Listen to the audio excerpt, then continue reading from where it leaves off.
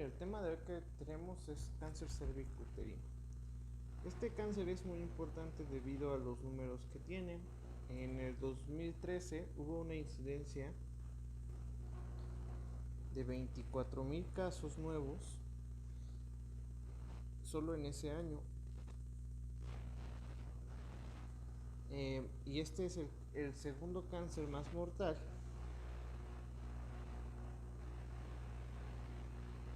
a nivel mundial y en México. Bueno, segundo cáncer o neoplasia maligna más bien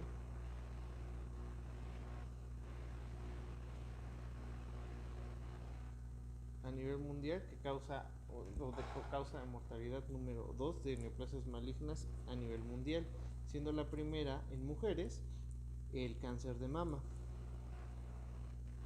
Entonces, nosotros para el propósito de estudio o el objeto de estudio de este tema, pues es el útero, ¿no? Que aquí la parte que nos va a interesar principalmente pues va a ser esta parte solamente.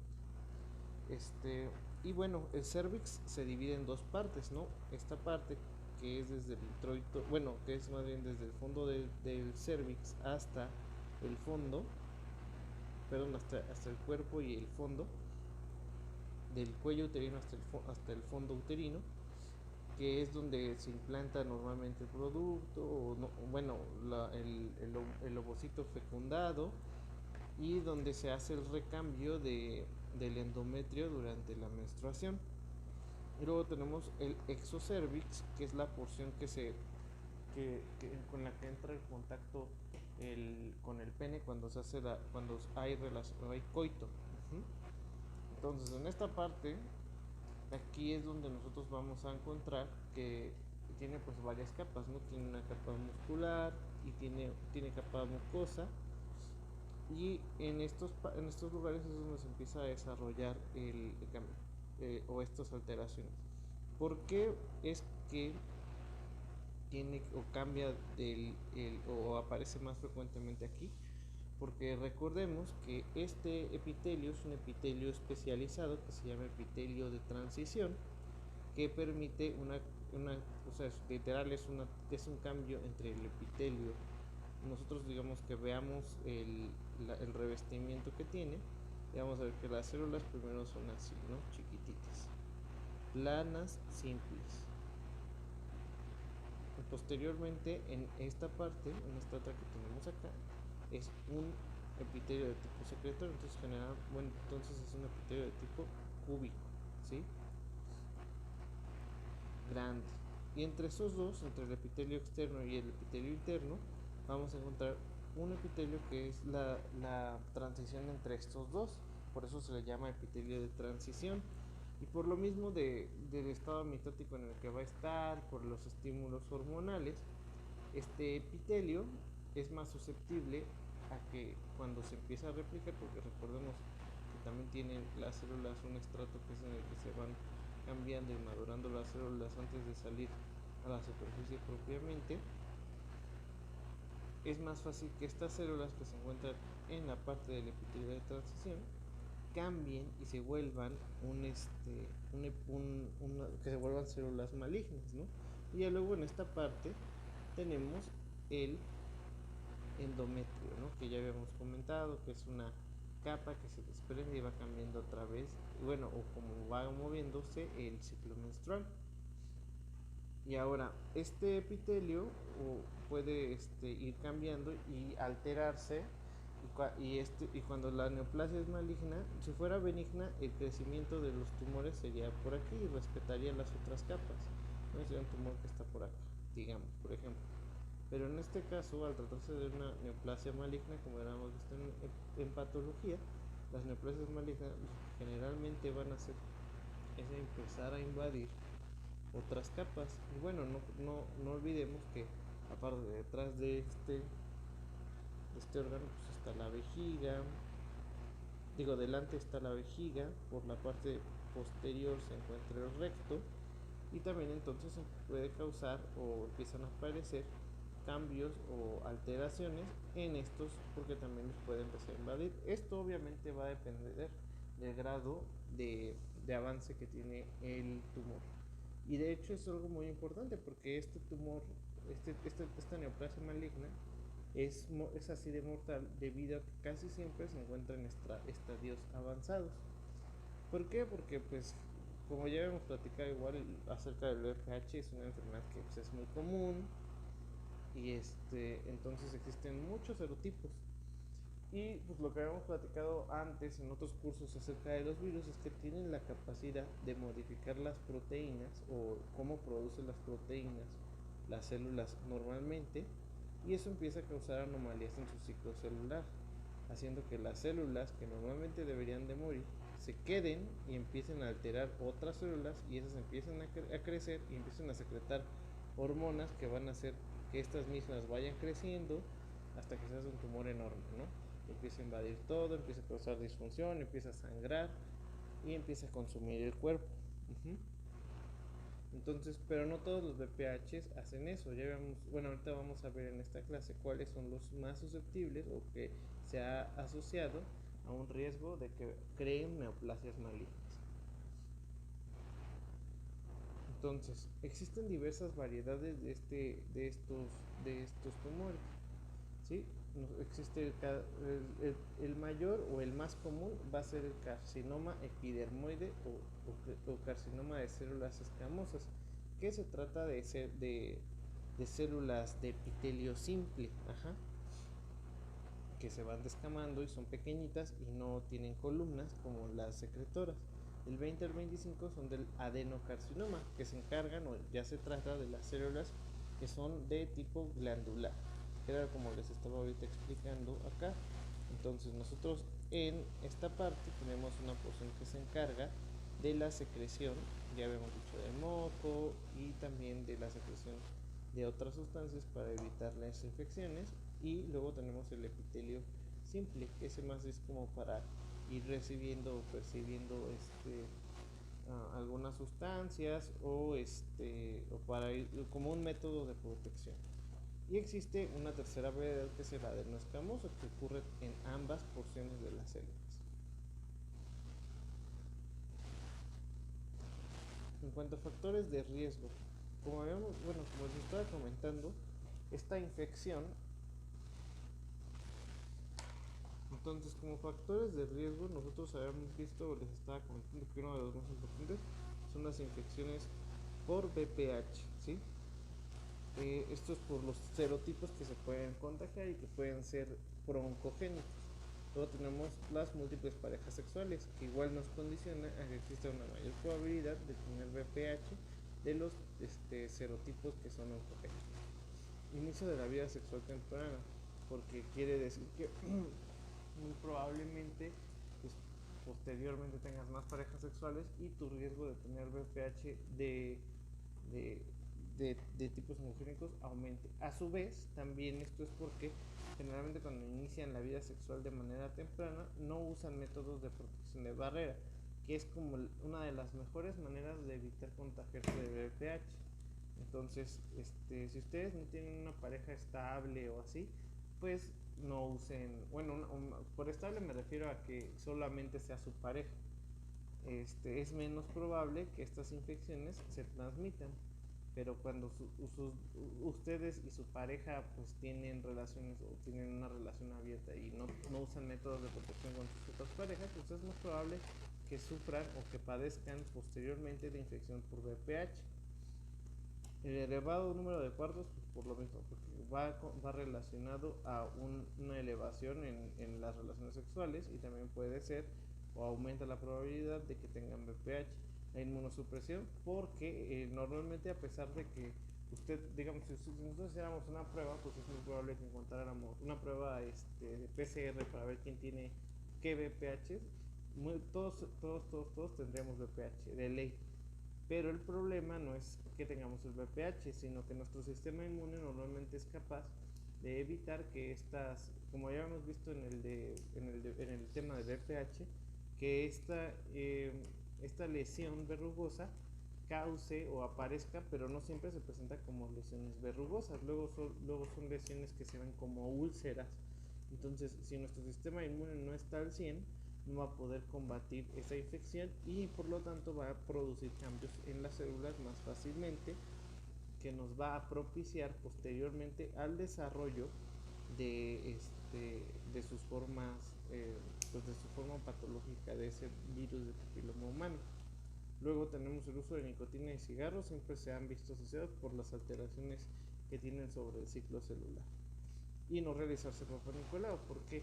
Porque al no realizárselo, pues no detectan de manera temprana la existencia de estos cambios en el cervix y por lo tanto en el futuro va a hacer que esto solo vaya avanzando y aumente la mortalidad. En cuanto a la fisiopatología, el BPH penetra el epitelio, como lo tiene en esta imagen. Ya habíamos hablado de cómo está el epitelio, si cuando es escamoso pues son varias capas, y cuando es columnar solamente tiene una capa. Entonces entra el virus de papiloma humano a cualquiera de las dos, que generalmente, como hemos dicho, el principal va a ser escamoso, y va a modificar la forma de replicación que tienen estas células, haciendo que expresen otras proteínas, y estas proteínas van a modificar la forma de la célula, van a empezar a invadir, van a cambiar los estados metabólicos y van a empezar no solo a limitarse a estas capas, sino que van a ir atacando hasta irse infiltrando en más partes e ir destruyendo todo, ¿no? Que es como lo que vemos en esta figura de acá abajo, ¿no?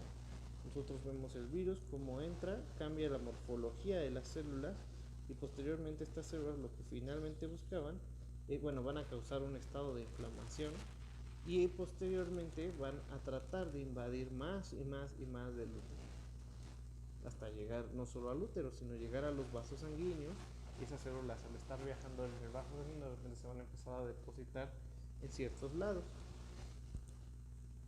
Y entonces a esto es a lo que se le llama displasia, ¿no? Ya habíamos visto igual qué era o qué es lo que nosotros conocemos como displasia, ¿no? Digamos, una célula normal y funcional es así, ¿no? Y que tiene su núcleo, su aparato de Golgi, sus ribosomas, todo, ¿no? Y está programada para que en determinada unidad de tiempo, en determinado tiempo, pues esta célula solita se muera. Pero luego lo que sucede es que esta célula entra el virus,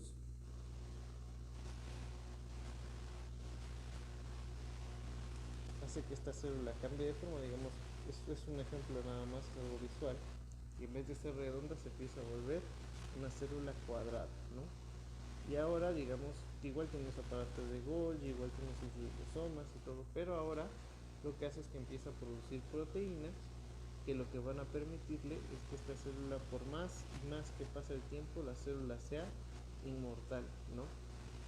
Y entonces esta célula, ¿qué va a hacer después?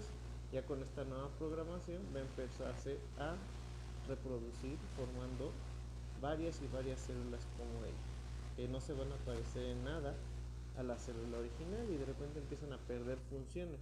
Como les había comentado, esta parte tiene una función de protección contra la fricción y contra otras cosas.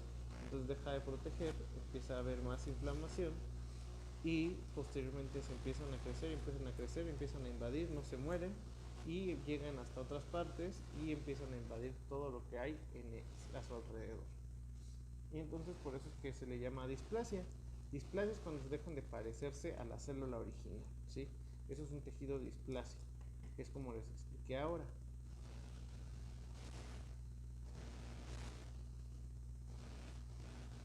Ahora también tiene algo muy importante, porque generalmente se ve asociado, o se dice que los anticonceptivos orales incrementan, o por eso les decía hace rato que a veces por estímulos hormonales que hacen los anticonceptivos orales, se ha visto que incrementan la facilidad con la que estas células van a crecer. Es decir, son dependientes de los estrógenos. Y de los estrógenos. Y entonces hay veces que el alterar el ciclo menstrual puede ser como factor protector. Por ejemplo, se ha encontrado en otras investigaciones que la colocación, por ejemplo, del diumirena facilita o evita más bien que se formen o que vayan creciendo este tipo de tumores ya que existen. Luego, cómo va evolucionando, ¿no? Pues aquí lo que nosotros estamos viendo es un cervix normal. Esta es la parte, ¿esto qué es, no? Dicen ustedes o van a pensar. Ya hemos dicho que nosotros si vemos el cervix, pues va a ser va a tener esta forma, ¿no? Tiene los tubos, tiene los ovarios, tiene los tubos, tiene los ovarios. Entonces, aquí en esta parte que va a ser después de la porción vaginal, este es el exocervix, y aquí tiene un botoncito, ¿sí? Que se ve así, que se llama el fondo del cervix, o el fondo uterino, que es lo que ustedes ven, ¿no? Y esta parte es lo que posteriormente es la entrada al endocervix, ¿no? Aquí nosotros lo que nosotros ya vamos a ver es donde empieza a estar el endometrio y todo eso. Entonces esta parte es la entrada hacia allá. Y por aquí, por este agujero es por donde va la descarga del moco que luego se produce en el flujo, o de la descarga menstrual. Este cervix que nosotros vemos aquí es un cervix sano, ¿sí? Aquí se ve claramente, está rosita, no tiene úlceras, pues todo bien, ¿no? El problema es cuando empiezan a aparecer estas lesiones, que como les dije, pues son úlceras. Sabemos que son úlceras pues porque tienen o se pierde la continuidad del epitelio, hay un fondo que parece cicatrizal inflamatorio y alrededor también no se ve del mismo color, no se ve rosadito, sino que se ve rojo, se ve como si estuviera inflamado. De aquí, de acuerdo al estado inmunológico de cada quien, puede regresar a esta parte. Y también depende del serotipo del BPH. Si el BPH pues así, pues regresa y luego nada más están como en un ciclo de que esa lesión aparece y desaparece, aparece y desaparece. Y posteriormente esas lesiones. Y bueno, entonces va a depender también de los serotipos, lo que va a facilitar o evitar su regresión. A su vez, esto también, como les estaba comentando, depende del sistema inmunológico. Si el sistema inmunológico es débil, lo más probable es que esto siga avanzando y va a ser como una lesión que nunca cicatriza, que es algo muy característico de los procesos neoplásicos malignos. O sea, igual en la piel, por ejemplo, sale una úlcera. Es una úlcera que le ponen de todo y no cierra, y nomás no cierra y se sigue haciendo más grande, probablemente sea maligna. Lo mismo sucede aquí, ¿no? Y lo que ustedes pueden apreciar en la imagen es que este cervix pues se ve inflamado, ¿no? O sea, que si nosotros lo comparamos con es un cervix que no, ni siquiera se parece al cervix. Y aparte, a nivel celular, por ejemplo, esta es la célula normal, ¿no? Tiene su forma como de escamas, tiene varias capas, ¿sí? En esta podemos ver un poco de infiltrado linfocitario, pero sigue manteniendo la misma arquitectura. Sin embargo, en estos ya empezamos a ver displasia. Ya la célula de su forma original ya no se parece, ya sus núcleos empiezan a ser grandes, no se alcanza a percibir bien la arquitectura de las células, se empieza a ver más oscura. Y ya en las fases avanzadas, pues ya se pierde todo la estructura que había de las células, ¿no? Vemos células por aquí, vemos células por allá, células con diferentes tamaños de núcleo, células que ya ni siquiera se parecen a la célula original. Y es ahí como nosotros nos damos cuenta que existe la infección por el VPH. A su vez, esto no es el único mecanismo por el cual nosotros lo diagnosticamos, sino que también se tiene que hacer un se tiene que hacer un análisis por PCR, que es la replicación de algunas porciones del ADN, perdón, del ARN de la muestra tomada. Entonces ahí se buscan cuáles son los virus y se determinan los serotipos.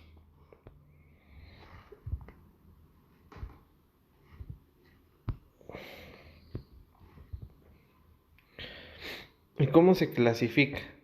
Pues existe una clasificación que se llama la clasificación de Nick, que esta pues nos habla de cómo es o qué tan avanzada va, ¿sí?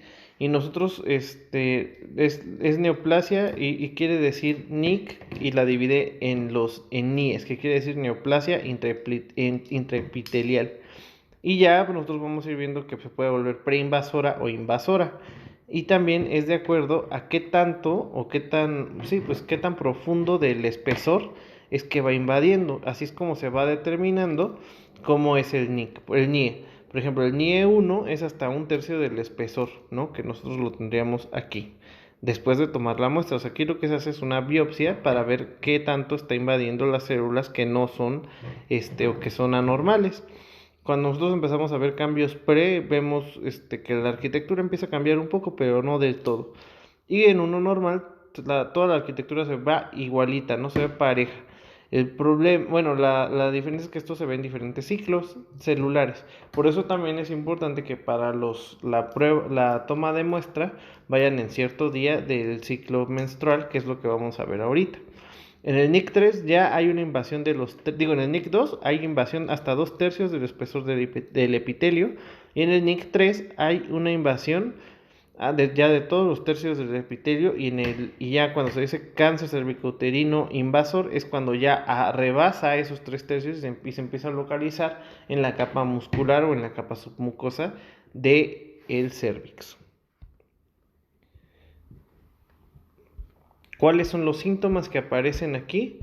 Pues va a depender de acuerdo al avance que hay o la progresión. Por eso es que lo más importante o de las cosas más importantes para evitar esto es que se haga que se hagan estos estudios como de manera rutinaria. ¿Cuándo se prefiere que se inicien estos estudios? Cuando inician su vida sexual, porque es cuando se empiezan a exponer a estar infectadas por el virus del papiloma humano, ¿no? Entonces, cuando ustedes inician su vida sexual, ya se tienen que empezar a hacer este tipo de estudios. Y conforme más va avanzando la enfermedad a través del tiempo, es que va a haber más síntomas. Por ejemplo, en los síntomas avanzados, lo que nosotros podemos encontrar son sangrados anormales. Ya si, por ejemplo, el cáncer es invasor y muy agresivo, lo que empezamos a encontrar también podría ser que puede invadir la vejiga y puede haber alteraciones en el hábito urinario o en el hábito intestinal, ¿no? Porque si crece hacia atrás, hacia posterior, pues va a empezar a invadir el recto, o el tumor, si todavía no invade recto, empieza a causar obstrucciones a nivel de recto, y esto se puede ver como estreñimiento. O si es invasor, o si ya está invadiendo el recto, entonces podemos ver rectorragia, se puede fistulizar, etcétera, ¿no?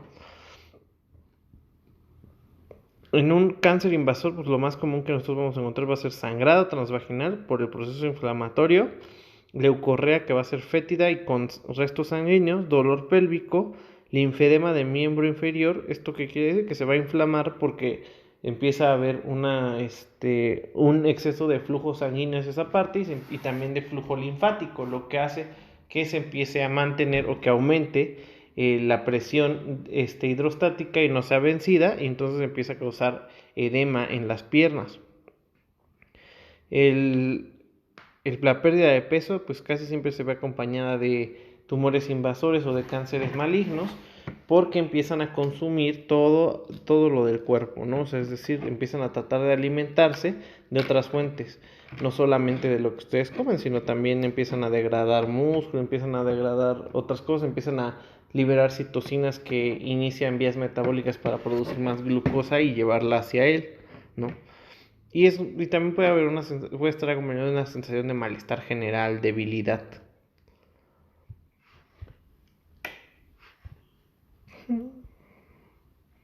¿Cómo se hace el diagnóstico? El diagnóstico siempre va a depender mucho de una buena historia clínica.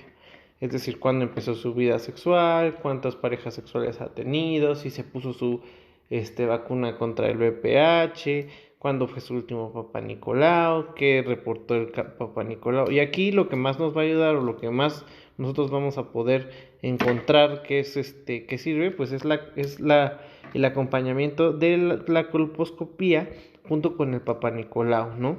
La colposcopía nos va a decir o nos va a permitir ver que ese útero, que ese cervix no está bien, ¿no?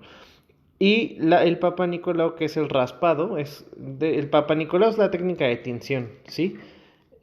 Pero es una citología cervical realmente. Entonces se toma una muestra de las células y es ya la que nos permite ver cómo está. Pero tanto para la sensibilidad como la especificidad es la toma de biopsia. Y la biopsia puede ser por medio de la colposcopía, hay aparatos especiales para tomarla, o biopsia por cono, que es un procedimiento en el que nosotros tenemos este fondito que les había platicado del útero, que es la transición entre el endocervix y el exocervix, que es el botoncito que ustedes veían. que es la entrada hacia el útero, y lo que hacen es que se toma una muestra es como un lápiz que tiene una navaja y toma una muestra en forma de cono. Entonces esto, si nosotros lo viéramos en una vista transversal, lo que haríamos, este es el fondo y aquí se ve esta parte que se retira. Y entonces queda el cervix, ahora queda como si fuera un cono. Y de ahí se analizan cómo están las células y hasta qué parte va infiltrado, y ya sabemos tanto qué es el tipo de cáncer como qué tan avanzado está.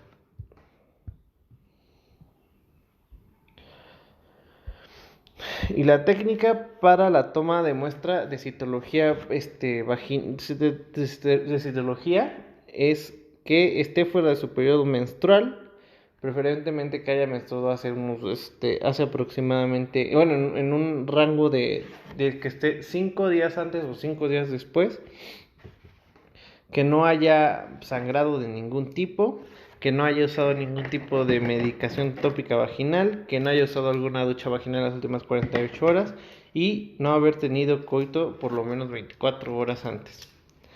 Y bueno, entonces con esto, pues, ¿qué es lo que se va a necesitar? Lo que se necesita, pues, es el material impreso para la citología, el citobrush o cepillo endocervical, el espejo vaginal, que son estos que están aquí, los campos estériles, guantes, fuente de luz para que ustedes vean el fondo y que vean de dónde se toman las muestras, hisopos y una espátula de aire, que es esta que nosotros tenemos acá.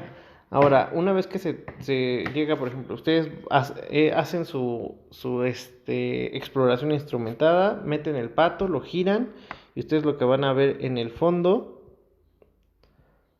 es algo así, ¿no? Ya habíamos dicho, ¿no? Esta parte. Entonces lo que se hace con el hisopo es que se inserta y empiezan a moverlo en sentido horario, ¿sí? Y una parte se va a colocar del exocervix, se va a colocar en el cubreobjetos de esta manera y otra de esta manera, que va a ser la mitad que está hacia acá en sentido igual en sentido de las manecillas del reloj. Y luego eso es lo que se manda a analizar. Obviamente a veces cuando no hay una adecuada muestra de este tipo de procedimientos, pues se tienen que repetir.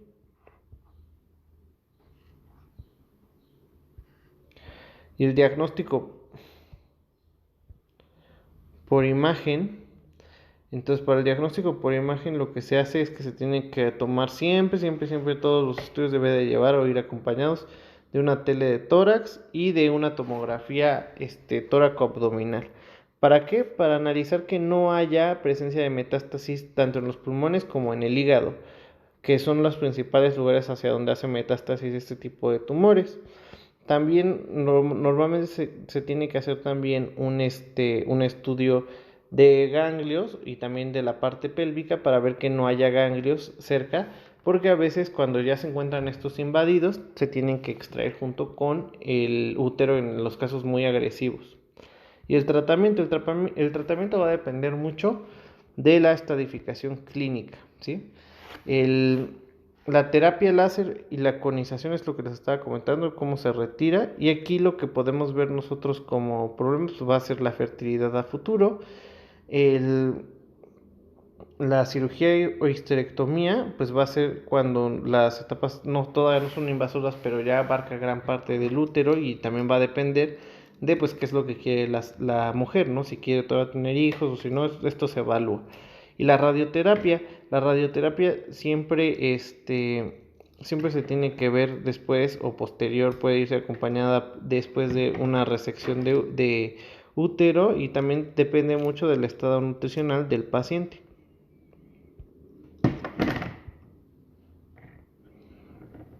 Y la prevención pues va a ser principalmente la promoción para la salud, que es decir, el estar promoviendo que los pacientes vayan a hacerse su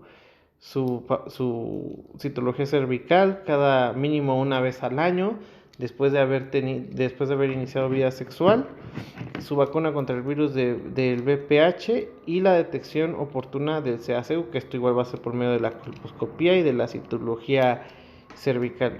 Este problema que tenemos en México pues no solo es de este tipo, sino también es cultural, ¿no? Porque a muchas mujeres pues les da pena o no tienen como esa cultura, bueno, no se les ha instruido más bien, que eso es realmente el problema, en que deben de ir a hacerse estos estudios de manera rutinaria para evitar las complicaciones.